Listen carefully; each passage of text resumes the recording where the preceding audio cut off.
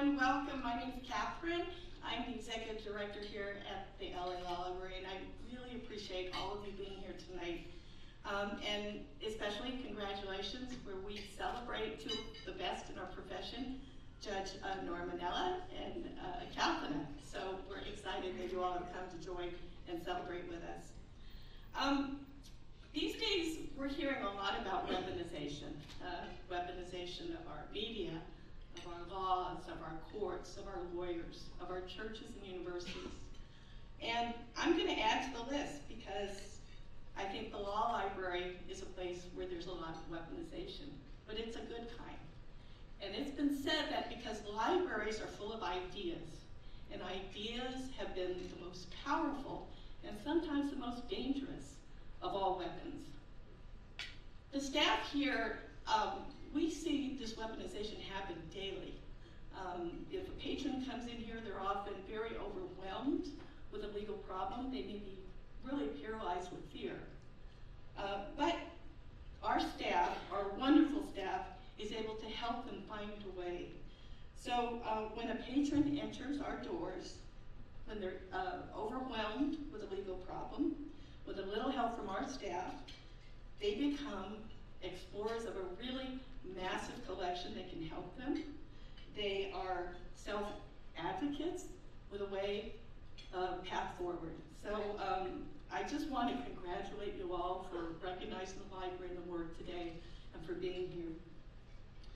Whether you're an academic who wants to study maybe a rare book of North Korean law, you can find it here.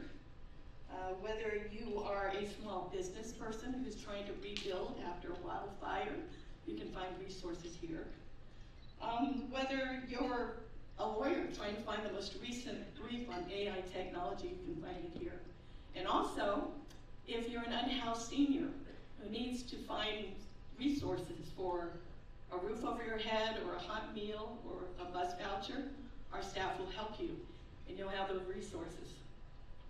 The most important thing I want to share with you is at this library, anyone who comes here is going to be treated with dignity and respect. We're going to help you find a way out of your legal issue. And most of all, you're going to have staff that will treat you with compassion and kindness. And that's one of the greatest things about this library, which I am very proud to lead a really wonderful staff in that regard. Robert F. Kennedy Sr. said, each time a man stands up for an ideal or acts to improve the lot of others or strikes out against injustice, he sends forth a tiny ripple of hope.